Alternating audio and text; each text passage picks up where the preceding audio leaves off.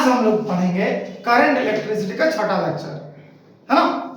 आज का चीज पढ़ने से पहले एक बार थोड़ा सा करंट इलेक्ट्रिसिटी को शॉर्ट में रिवीजन करना है। CRENT करंट इलेक्ट्रिसिटी एक बार शॉर्ट में रिवीजन करता है। देखिए हम लोग कभी पढ़ा था इलेक्ट्रिक करंट, क्या पढ़ा था तो rate of flow of charge. हां ये CTRIC कहां टी लिख रहा है। इलेक्ट्रिक करंट क्या पढ़ा था तो rate of flow of charge. Rate of flow of charge flow of charge मतलब I equal to Q by T या फिर dQ बाय dt। ये पढ़ा था हम लोग। हाँ। और बहुत सारे अलग अलग तरह का फार्मूला पढ़ा था। हां हम लोग पढ़ा था I equal to NE by t T, हां I equal to F NE पढ़ा था। हां और क्या पढ़ा था तो I is equal to I equal to omega by 2 pi NE NE और I equal to V by 2 pi R NE। इतना सारा फार्मूला हम लोग पढ़ा था। हां इसके बाद हम लोग क्या पढ़ते हैं, करंट डेंसिटी। करंट डेंसिटी क्या होता है तो J equal to I by A, current flowing per in area of cross section of the conductor is called current density, अच्छा है ना। इसके बाद हम लोग क्या पढ़ते थे तो करंट डेंसिटी। इसके बाद हम लोग पढ़ा था फ्री पाथ।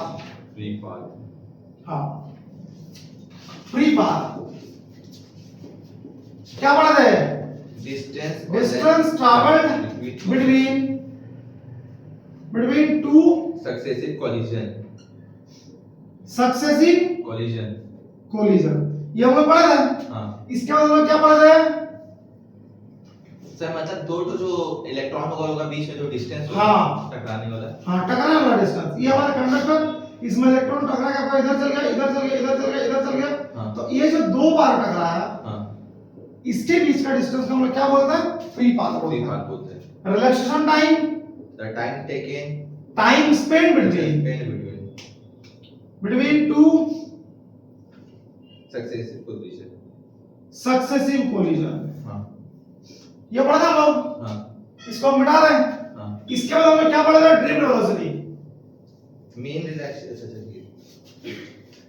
क्या पढ़ा था, मीन रिलैक्सेशन टाइम ना। हां चलिए मीन रिलैक्सेशन टाइम, ये जितना भी रिलैक्सेशन टाइम हो A से B तक का टाइम हमारा T1, B से C तक का टाइम हमारा T2, उस तरह से हम लोग का बहुत सारा टाइम पढ़ा था। तो इसका मीन निकाल देंगे हम लोग। टाउ से डिनोट करता है, tau equal to T1 plus T2 plus T3 dot dot dot dot Tn by n, ये हम लोग पढ़ा था। इसके बाद हम लोग क्या पढ़ा था, ड्रिफ्ट वेलोसिटी। क्या पढ़ा था ड्रिफ्ट वेलोसिटी, बताइए तो average velocity of free electron with which they are drifted towards the opposite direction of applied electric field. याद आया कुछ? हां क्या पढ़ा था बताइए तो average velocity of free electron with which they are drifted towards the opposite direction of applied electric field is called drift velocity।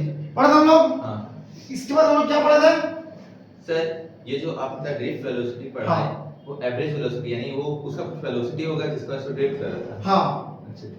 जिसका वजह से ड्रिफ्ट नहीं कर रहा है, इलेक्ट्रॉन ड्रिफ्ट कर गया, ड्रिफ्ट करने के बाद उस इलेक्ट्रॉन का जो वेलोसिटी होगा उसको हम लोग ड्रिफ्ट वेलोसिटी। अच्छा ड्रिफ्ट करने के बाद जो हाँ जो वेलोसिटी होगा, ड्रिफ्ट करने के बाद जो वेलोसिटी होगा उसको हम लोग क्या बोलते हैं, ड्रिफ्ट वेलोसिटी। इसके बाद हम लोग पढ़ा था relation between electric current and drift velocity. हां पढ़ा था हां सर पढ़े थे। Relation between electric current drift velocity and relaxation time था। अरे चलिए ना उसके बाद इसको लिख देंगे, क्या दिक्कत है। ठीक है। क्या पढ़ा था, I इक्वल टू नोबड़ा पढ़ा था, I इक्वल NE वेडी। हां उसके बाद हम लोग क्या पढ़ा था, relation between drift velocity and relaxation time. क्या पढ़ा था,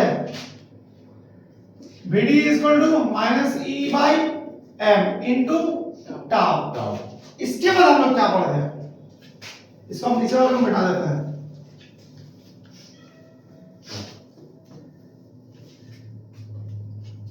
क्या पढ़ते हैं इसके बाद, बताइए हम लोग। इसके बाद पढ़े थे हम लोग ओम्स लॉ। ओम्स लॉ पढ़ा था। हां क्या V is equal to ये बोलता है अगर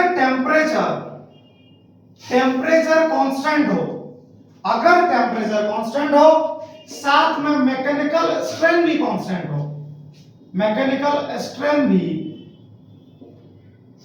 कांस्टेंट हो, तब जाके V directly proportional to I होगा। V डायरेक्टली हाँ, अगर टेम्परेचर कांस्टेंट हो और मैकेनिकल स्ट्रेन अर्थात लंबाई चौड़ाई मोटाई कैसे भी करके कांस्टेंट हो, तब जाके V directly proportional to I होगा। समझ गए? जब इसको हम लोग घटाएंगे हमारे कांस्टेंट लगता R, जिसको हम लोग क्या बोलते हैं? Resistance. R is a constant, क्या बोलते हैं प्रिया? नोन एज रेजिस्टेंस, है ना? इसके बाद हम लोग रेजिस्टेंस का एक फॉर्मूला पढ़ते हैं, रो L बाय A, जहां पर रो हमारा क्या होता है? रेसिस्टिविटी। रेसिस्टिविटी। हम मिटा दे इसको, मिटा दे। Yes sir. ये सब लोग पढ़ाई हुआ है। बस एक बार छोटा सा रिवीजन, क्विक रिवीजन सारा फॉर्मूला का, ठीक है? अब इसके बाद हम लोग क्या पढ़ा था? रेसिस्टिविटी। अच्छा, रेसिस्टेंस का डेफिनेशन क्या था, किसी को याद है? क्या बता दो? Opposing the opposition offered by conductor to the flow of electric current, है ना? Opposition offered by the conductor to the flow of electric current is called resistance. resistance। और resistance का फॉर्मूला ये रो L by A। Resistance depend किसमें कर रहा है? Length पे। जितना लंबा लेंथ उतना ज्यादा रेजिस्टेंस, ठीक है, और जितना मोटा कंडक्टर उतना क्या होगा? उतना कम रेजिस्टेंस। जितना मोटा कंडक्टर हाँ, उतना कम रेजिस्टेंस। अच्छा, इसलिए मोटा वायर बोलते हैं ना, मोटा वायर। देखिए अब हम लोग पढ़ेंगे रेसिस्टिविटी, RESISTIVI रेसिस्टिविटी। ये आपका क्या होता है? रोकने का क्षमता, करंट को रोकने का क्षमता, है ना? करंट को रोकने का क्षमता, करंट को रोकने का क्षमता। अरे भाई क्या पढ़ता हूँ definition? Property of substance that measure how strongly it resist electric current. क्या पढ़े थे? Property of substance that measure how strongly it resist electric current is called resistivity, है ना? रो इज इक्वल टू हम लोग क्या फॉर्मूला पढ़े थे? RA by L। इसके अलावा एक और चीज हम लोग पढ़े थे, एक्सप्रेशन फॉर रेसिस्टिविटी। क्या पढ़े थे कल हम लोग? Rho is equal to expression for resistivity. क्या पढ़े हम लोग? हाँ, ये पढ़े थे, rho is equal to m by n e square tau. क्या? m by n e square tau, m by n e square tau. अच्छा, इसके बाद हम लोग क्या पढ़े थे? हम लोग पढ़े थे कंडक्टेंस। क्या होता है आपका? Reciprocal of resistance, reciprocal of resistance किससे डिनोट करते हैं? G या फिर S से, है ना? G is equal to 1 by S, ठीक है ना? Conductance, conductance, conductance. अच्छा, S को रेसिस्टिविटी से सर, क्या बोल रहा है? S को रेसिस्टिविटी से, ना रेजिस्टेंस से, S को रेसिस्टेंस है। मतलब G is equal to 1 by R। अरे गलती से G is equal to 1 by R। और S भी लिख सकते हैं ना? S भी लिख सकते हैं, समझ गए? हाँ। इसका मतलब क्या पढ़ा था? कंडक्टिविटी। क्या पढ़ा थे? Reciprocal of resistivity, reciprocal of resistivity. Sigma से इसको डिनोट करते हैं। नहीं, किससे डिनोट करते हैं हम लोग इसको? किससे डिनोट करते हैं बताइए तो? सिग्मा। एकदम सही बोला, समझ गए? यस। इसका हम नीचे वाला को मिटा दे। हां, बताइए। इसके बाद हम लोग क्या पढ़े थे? मोबिलिटी। क्या पढ़ा था बताइए तो? Mobility, drift velocity per unit applied electric field, drift velocity per unit applied electric field, D by E. ये क्या बोलना चाह रहे हैं मतलब? Drift velocity per unit applied electric field का मतलब ये है कि आप कितना इलेक्ट्रिक फील्ड अप्लाई कर रहे हैं और कितना वो ड्रिफ्ट कर रहा है, उसको हम लोग क्या बोलते हैं? मोबिलिटी। मोबिलिटी, ठीक है। कितना इलेक्ट्रिक फील्ड इंटेंसिटी आप अप्लाई कर रहे हैं और वो कितना ड्रिफ्ट कर रहा है, इसको हम लोग क्या बोलते हैं? Mobility. Drift velocity per unit applied electric field, इसको मोबिलिटी, मतलब कि कितना इलेक्ट्रिक फील्ड आप अप्लाई कर रहे हैं और उसका ड्रिफ्ट वेलोसिटी कितना, इसी का रेशियो को हम लोग क्या बोलते हैं? मोबिलिटी। समझ गया? Yes sir. इसके बाद हमें क्या पढ़ता है, relation between J J sigma and E, मतलब क्या पढ़ता है, J is equal to sigma E, इसी का मतलब क्या बोलता है, vector form of Ohm's law Ohm's law। बोलता है क्या। Yes sir. अभी तक हम लोग बस इतना ही पढ़ा है ना, हाँ अभी तक हम लोग बस इतना ही पढ़ा है। ठीक। अब आगे का टॉपिक हम लोग क्या पढ़ेंगे, दे दो। अच्छा, एनसीईआरटी बुक रीड करते हैं, नहीं सर। नहीं करता है ना, समझ नहीं आता है एनसीईआरटी, है ना। चलिए हम इसको मिटा दें। हाँ सर। आज का बहुत खूबसूरत सा टॉपिक लिखिए, लिमिटेशंस ऑफ ओम्स लॉ। आज का वीडियो अब से स्टार्ट हो रहा है एक तरह से नया टॉपिक, लिखिए limitations of Ohm's law, limitations of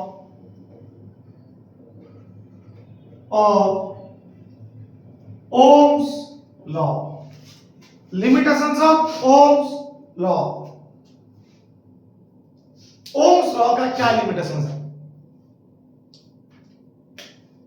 बताइए। एक चीज, एक वायर आपके पास इतना मोटा, ठीक है भैया, इतना मोटा वायर आपके पास है ना, इसमें आप करंट अप्लाई किया 10 एम्पीयर, कोई दिक्कत नहीं, आराम से पास कर दिया। हाँ अच्छा, कोई अच्छा कंडक्टर है, एल्यूमिनियम का वायर, चलिए ठीक है, आप 20 एम्पीयर करंट अप्लाई किए, हाँ चलिए उसको भी पार कर दिया, इसमें कोई बदलाव कोई चेंज नहीं है। आप 50 एम्पीयर करंट अप्लाई करिएगा, क्या अभी ये आराम से पार कर देगा,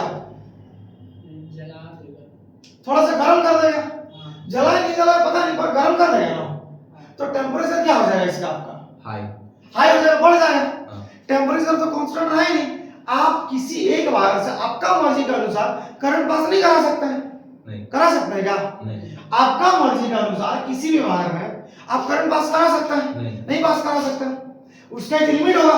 हाँ अगर आप अपने मर्जी से करंट बढ़ाते गए बढ़ाते गए बढ़ाते गए तो क्या होगा, इसका टेम्परेचर भी बढ़ेगा, हाँ बढ़ेगा ना। हाँ आप एक चीज बताइए ना, एक इसका करंट पास होने का लिमिट होगा, आप उससे और बढ़ाते जाएंगे बढ़ाते जाएंगे बढ़ाते जाएंगे तो क्या होगा, एक टाइम में ये होगा कि ये ना वायर गर्म हो जाएगा। अगर गर्म हो गया वायर, अगर वायर गर्म हो गया तो क्या V directly proportional to I होगा, V directly proportional to I होना चाहिए कि नहीं होना चाहिए। अगर वायर हमारा गर्म हो गया तो क्या V directly proportional to I होना चाहिए, V मतलब पोटेंशियल ना, V मतलब पोटेंशियल, हाँ। I मतलब करंट, क्या V directly proportional to I होना चाहिए, ये तो होना चाहिए, नहीं होना चाहिए, हाँ नहीं होना चाहिए, नहीं होना चाहिए। अभी क्यों नहीं होना चाहिए देखो, हम लोग ओम्स लॉ में पहले ही पढ़ चुके हैं कि V डायरेक्टली प्रोपोर्शनल I तभी होगा, अभी रिवीजन में भी पढ़ा थोड़ा सा, हाँ। V डायरेक्टली प्रोपोर्शनल I तभी होगा जब टेम्परेचर कांस्टेंट रहेगा, है ना।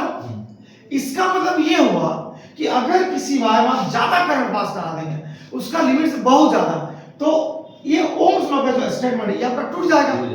मतलब इसका अपना सगा नहीं है, हाँ नहीं समझे। हाँ। इसका जो अपना सगा था, जो V डायरेक्टली प्रोपोर्शनल I किसी एक समय में फॉलो कर रहा था, अब ये उसी को फॉलो करना क्या करेगा, बंद कर देगा, है ना, बंद कर देगा, आपका उसी को फॉलो करना बंद कर देगा, है ना। हाँ समझ रहे, मतलब किसी वायर में अगर आप हद से ज्यादा करंट पास कराते हैं तो वो आपका V डायरेक्टली प्रोपोर्शनल I के नियम को तोड़ देगा। क्यों, क्योंकि टेम्परेचर हमारा कांस्टेंट तो रह ही नहीं रहा है। हाँ V डायरेक्टली प्रोपोर्शनल I कब होता है, जब टेम्परेचर कांस्टेंट होता है। अगर टेम्परेचर कांस्टेंट है तब जाके V डायरेक्टली प्रोपोर्शनल I होगा। अगर टेम्परेचर कांस्टेंट हुआ ही नहीं तो V डायरेक्टली प्रोपोर्शनल I आपका क्या होगा, होगा ही नहीं, हो गए नहीं समझे। क्या इसमें काला आ रहा है क्या, नहीं आ रहा है काला, तो फिर अरे काला है तो क्या दिक्कत है, दिल वाले तो है ना हम। चलिए समझ गए, तो V directly proportional to I तभी जाके होगा जब टेम्परेचर कांस्टेंट रहेगा। समझ में आया। अगर आप करंट को बढ़ाएंगे, अगर आप वोल्टेज को बढ़ाएंगे तो टेम्परेचर कांस्टेंट नहीं रह रहा है, इसका मतलब ओम्स लॉ वहीं पे आपका टूट जा रहा है। समझ गए, यस सर। समझे। इसका मतलब जो कंडक्टर शुरू में ओम्स लॉ को फॉलो कर रहा था, वही कंडक्टर हाई करंट और हाई वोल्टेज में ओम्स लॉ को फॉलो करना बंद कर देगा। समझ में आएगा। यस एक बार फिर से भैया, जो कंडक्टर जो शुरू में ओम्स लॉ को फॉलो कर रहा था, V directly proportional to I को फॉलो कर रहा था, अगर आप हाई करंट पास कराएंगे ना तो यही फॉलो करना बंद कर देगा। क्यों? क्योंकि टेम्परेचर कांस्टेंट तो हुआ ही नहीं। समझे? इसका मतलब इसका जो अपना सगा है, इसका अपना सगा है ही नहीं। कोई किसी का सगा नहीं होता है, सब धोखेबाज होता है। समझे? एक लिमिट तक साथ देगा। कभी आप प्रिंसिपल ऑफिस जाइए आपके दोस्त के साथ, वो नहीं घुसेगा। ये मेरे साथ हो चुका है। समझे? इसका लिमिट है। हाँ, वो ना बोलता भाई तू जा ना, और वो बाहर ही रुकता है। समझे? तो इसका अपना सगा नहीं है, सब धोखेबाज है। कितना ही अच्छा कंडक्टर लेकर आ जाइए, एक तरह से देखा जाए तो उसका क्षमता उतना ही है ना। हाँ, उससे बाहर अगर कर दिए तो बाहर हमारा गर्म हो जाएगा।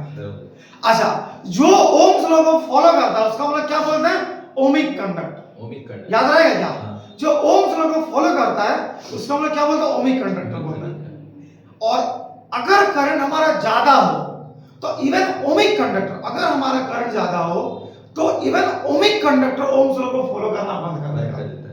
समझ गए? हाँ। ओमिक कंडक्टर खुद ही ओम्स लॉ को फॉलो नहीं कर पाएगा।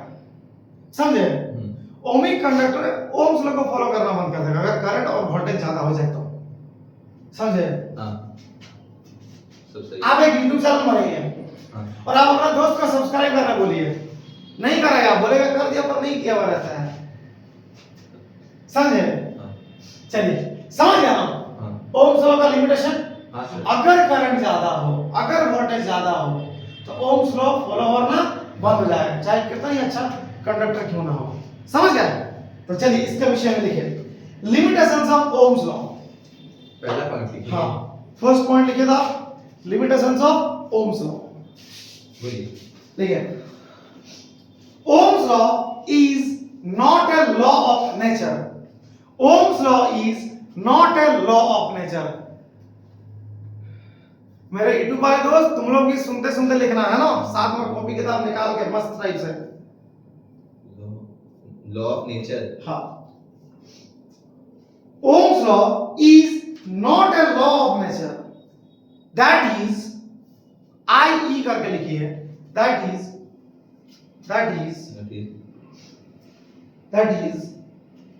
it is not universal law. It is not a universal law.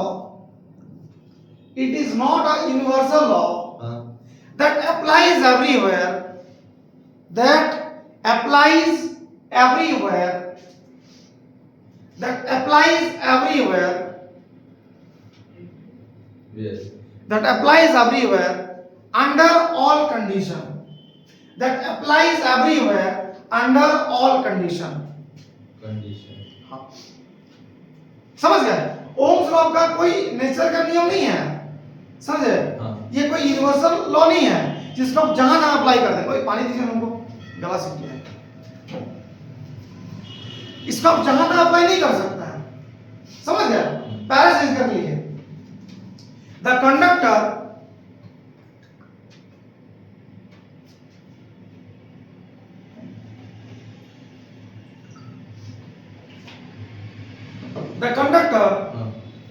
which obey Ohm's law, the conductor which obey Ohm's law, obey Ohm's law, obey O-B-E-Y, obey Ohm's law, known as ohmic conductor, O-H-M-I-C, ohmic, O-H-M-I-C, ohmic, which obey Ohm's law, known as ohmic conductor.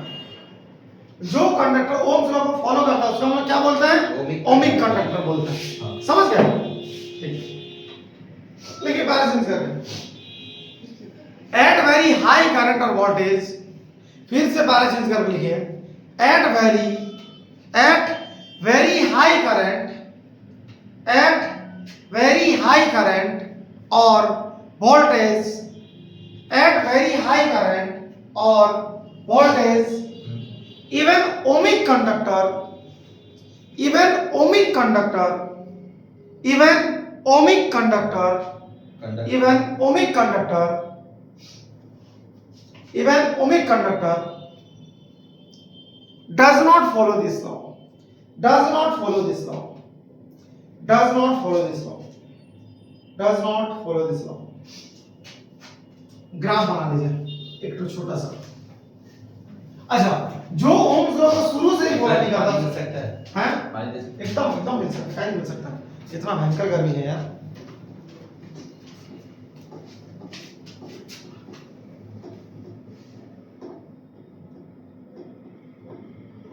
चलिए, ये हमारा I, ये हमारा I, ये हमारा V, ये हमारा V। Ohm's law चलिए शुरू से तो फॉलो करेगा, एक टाइम चले वोल्टेज बढ़ा देगा, करंट बढ़ा देगा, करंट बढ़ा देगा, वोल्टेज बढ़ देगा, है ना। और एक टाइम पे ऐसा आएगा ना, वो ब्रेक डाउन हो जाएगा। यहाँ तक तो ठीक चल रहा, भी डायरेक्टली प्रोपोर्शनल आ, लेकिन इसके बाद आपका क्या हो गया, टूट गया। समझ गए? हाँ। समझ गए? चलिए इसको आप बना लीजिए। नीचे से भी वही होगा। हाँ, नीचे से वही होगा, आपका टूट जाएगा। और ऐसा बात है, कब तक सहेगा बताइए ना। अच्छा, जो कंडक्टर ओम्स लॉ को फॉलो नहीं करता उसको हम क्या बोलते हैं, नॉन ओमिक कंडक्टर। याद रहेगा क्या? हाँ। जो कंडक्टर ओम्स लॉ को फॉलो नहीं करता उसको हम क्या बोलते हैं, non ohmic conductor. I P V जो कंडक्टर ओम्स लॉ को फॉलो नहीं करता उसको हम क्या बोलता है, नॉन ओमिक कंडक्टर। लिखिए इसके विषय में दो शब्द। बोलिए सर। द कंडक्टर, नेक्स्ट हाँ पॉइंट, नेक्स्ट हाँ नेक्स्ट पॉइंट।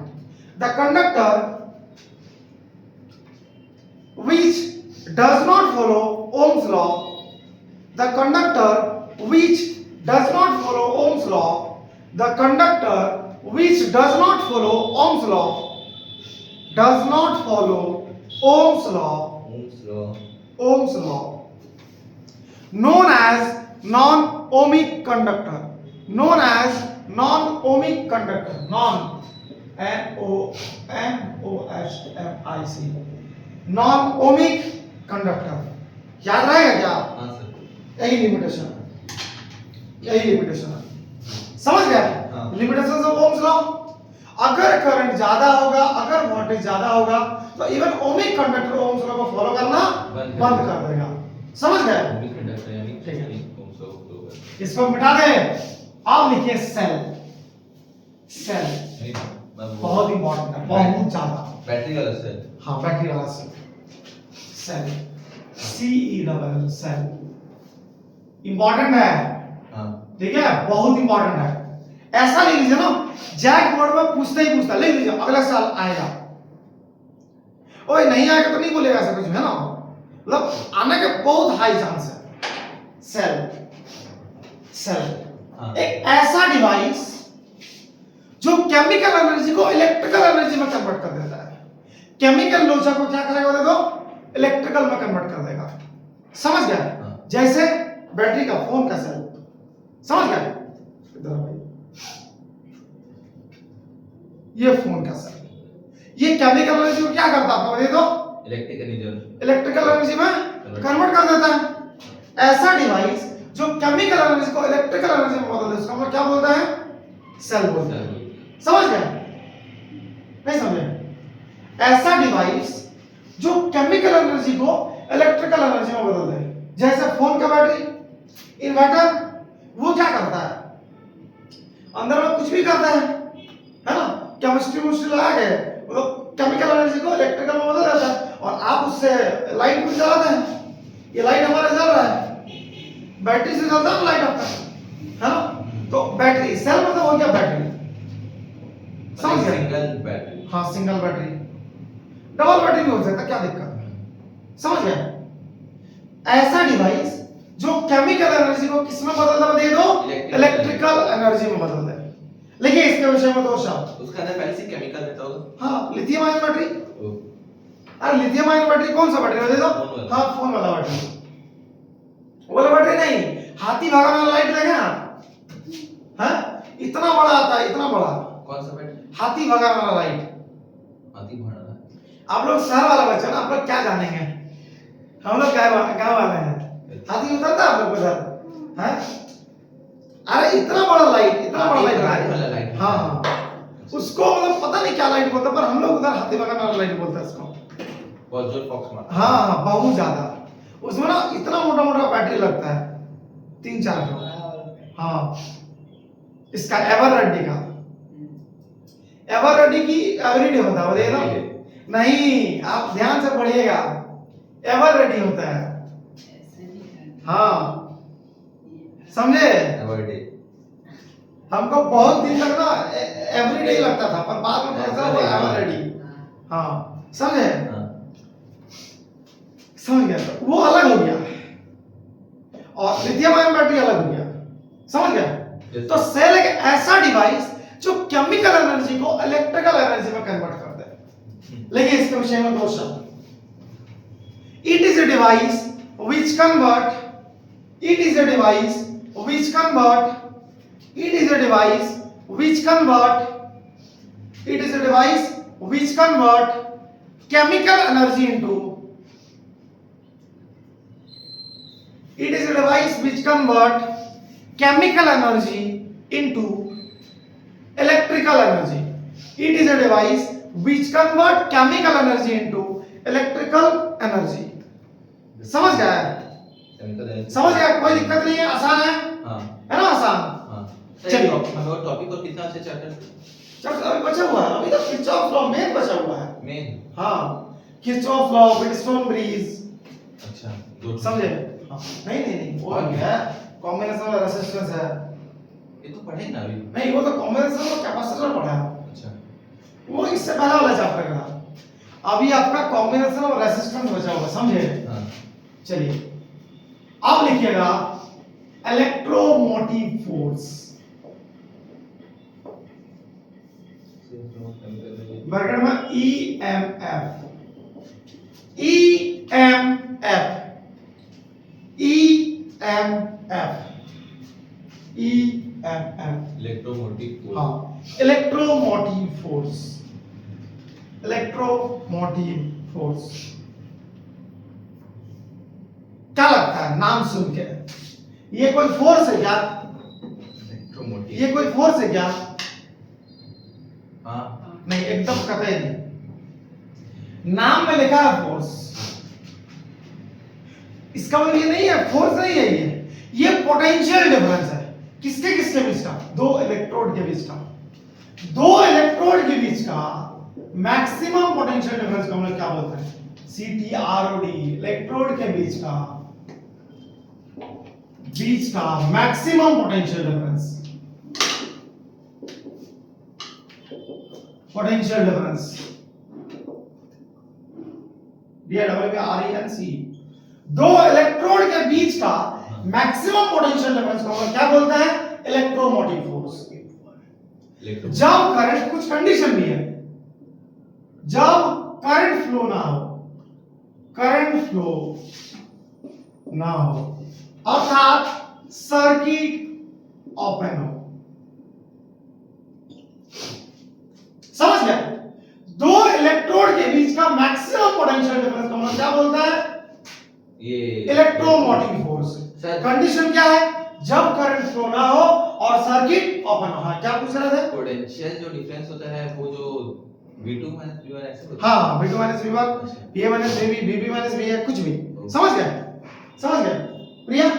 2 इलेक्ट्रोड के बीच का मैक्सिमम पोटेंशियल डिफरेंस जब करंट फ्लो ना हो, जब सर्किट ओपन हो, उसको हम क्या बोलते हैं? Electromotive force. Electromotive force. याद रहेगा क्या? हाँ बहुत इंपॉर्टेंट है, बहुत ज्यादा, बहुत ज्यादा। सेल का ही है ये आपका टॉपिक, इलेक्ट्रोमोटिव फोर्स। समझ गए? जी सर। 2 इलेक्ट्रोड के बीच का मैक्सिमम पोटेंशियल डिफरेंस जब सर्किट हमारा क्या हो गया? तो ओपन हो, जब करंट फ्लो ना हो, उसका हम क्या बोलते हैं? Electromotive force. देखिए इसके विषय में 2 शब्द बोलिए। देखिए तो the maximum potential difference, Hindi वाला लिख लीजिएगा, समझे? बाद में the maximum potential difference between 2 electrode, the maximum potential difference between 2 electrode, the maximum potential difference between 2 electrode, the maximum potential difference between 2 electrode when there is when there is no current in this circuit, no current in this circuit, when there is no current in this circuit, no current in the circuit, देखिए no current in the circuit, that is open circuit, that is open circuit, that is open circuit, that is open circuit, that is open circuit is called electromotive force, is called electromotive force. ये कोई force नहीं, ये क्या हमारे पास देखो maximum potential difference है दो electrode का। कंडीशन क्या, जब करंट फ्लो ना हो सर्किट ओपन हो, इज कॉल्ड इलेक्ट्रोमोटिव फोर्स। दो इलेक्ट्रोड के बीच का पोटेंशियल हाँ मैक्सिमम। अच्छा, करंट फ्लो ना हो, दो इलेक्ट्रोड के बीच का मैक्सिमम पोटेंशियल डिफरेंस, समझ गया? यूनिट क्या होगा इसका, लेते क्या है तो पोटेंशियल डिफरेंस ही, आपका हो जाएगा वोल्ट, समझ गया? चलिए लिख लीजिए इसको, हिंदी में भी लिख ले, लिखना चाहते तो लिख लीजिए, कोई दिक्कत नहीं है। अगर समझ गए तो लिखने की आवश्यकता नहीं है, पर भूल जाइएगा ना, कोई दिक्कत नहीं है। आप वो वाला मूवी का डायलॉग सुना है क्या, तुम मुझे भूल जाओ ये मैं होने नहीं दूंगा, ऐसे कुछ था क्या, पता नहीं, और मैं तुम्हें भूल जाऊं ये हो नहीं सकता, है ना? इस चीज को थोड़ा सा अलग कर देता है, गाना सुने, आप इससे भूल जाए ये मैं होने नहीं दूंगा, और क्या अब इसमें क्या किया जाता है, बीच में रिवीजन करते ही रहेंगे।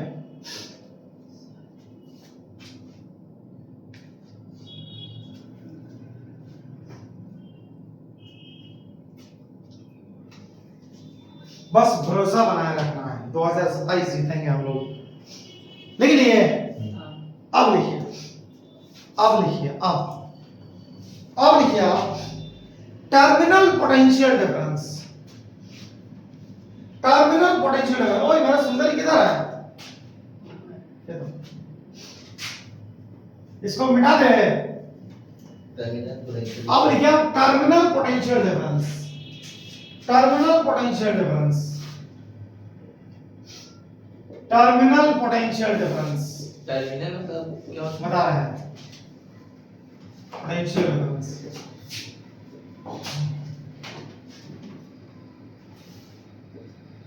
REN क्या लिख रहे हैं, DIFFE potential difference, terminal potential difference. Terminal मतलब कहीं तो सुने हैं, अरे बैटरी का टर्मिनल सुना है? हाँ, एक धुरी इधर वाला, एक धुरी इधर वाला, है ना? वो पेंसिल बैटरी, एक इधर एक इधर, है ना? तो नाम नहीं पता चल रहा है, पोटेंशियल डिफरेंस, दो टर्मिनल का पोटेंशियल टर्मिनल और नेगेटिव टर्मिनल होते हैं ना, दो टर्मिनल का पोटेंशियल डिफरेंस क्या बताइए, दो टर्मिनल का पोटेंशियल डिफरेंस। इसमें कंडीशन क्या है, जब करंट फ्लो हो, क्या बताइए, जब करंट फ्लो हो, और दूसरा कंडीशन सर्किट क्लोज हो, हाँ सर्किट क्लोज हो, समझ गए? Yes sir. देखिए दो टर्मिनल के बीच का पोटेंशियल डिफरेंस जब करंट फ्लो हो और सर्किट क्लोज हो, समझ गए क्या? हाँ, समझ गए क्या?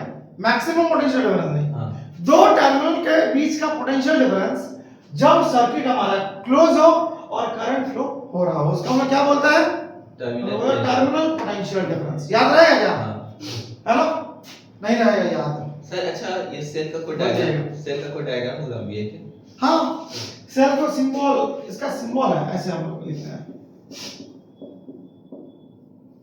यही है सर। हाँ सही है हमारा, समझ गए? हाँ, चलिए लिखिए इसके विषय में दो शब्द, टर्मिनल पोटेंशियल डिफरेंस, दो टर्मिनल के बीच का पोटेंशियल डिफरेंस, समझ गए?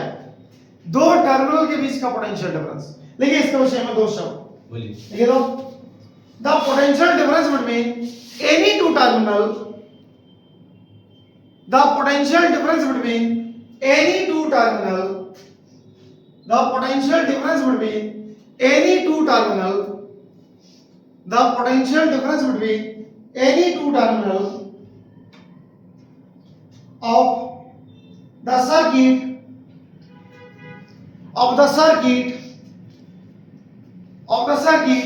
when there is current flow through it, when there is current flow through it,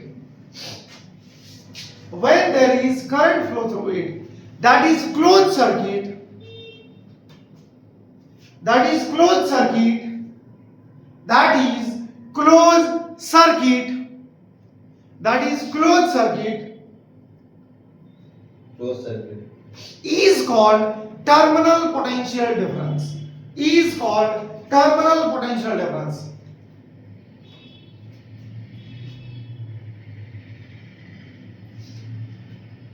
समझ में आया क्या? समझ में आया क्या मेरे यूट्यूब वाले दोस्त? अगर कहीं पर कुछ प्रॉब्लम हो रहा होगा तो कमेंट कर दीजिएगा एक बार, किसमें क्या प्रॉब्लम हो रहा है। अच्छा, लेकिन ये समझ गए, कोई दिक्कत नहीं है? नहीं। ठीक है, तो उम्मीद करते हैं आप ईएमएफ समझ गए, टीपीडी समझ गए। ईएमएफ क्या आपको बता दो? इलेक्ट्रोमोटिव फोर्स जिसमें की circuit maximum potential difference between two electrode when there is no current flow through it, that is close open circuit. हां, मतलब करंट फ्लो नहीं होगा, सर्किट हमारा ओपन होगा। हां। और टीपीडी में जब दो टर्मिनल के बीच का पोटेंशियल डिफरेंस, जब सर्किट हमारा क्लोज हो और करंट हमारा फ्लो हो। समझ गया? समझ गया? एक दूसरे का ऑपोजिट है। सेल क्या है? एक ऐसा डिवाइस जो केमिकल एनर्जी को इलेक्ट्रिकल एनर्जी में कन्वर्ट कर दे। और लिमिटेशंस ऑफ ओम्स लॉ क्या है? ये है कि एक पॉइंट पे जाकर वो टूट जाता है, ओम्स लॉ ब्रेक डाउन हो जाता है। ओम्स लॉ कोई यूनिवर्सल लॉ नहीं है, समझ गया प्रिया? और कोई दिक्कत नहीं है। ओमिक कंडक्टर भी होता है जो कि ओमिक कंडक्टर जो ओम्स लॉ को फॉलो करता है, लेकिन हाई करंट हाई वोल्टेज में ओमिक कंडक्टर भी टूट जाता है। समझ गया? जी सर। कब तक सहेगा बेचारा ओमिक कंडक्टर? समझ गया ना? कोई दिक्कत नहीं है? नहीं। है ना? तो चलिए आज का सफर को यहीं पर समाप्त करता, मिलेंगे कल एक अच्छा सफर में, तब तक के लिए टाटा बाय बाय, धन्यवाद।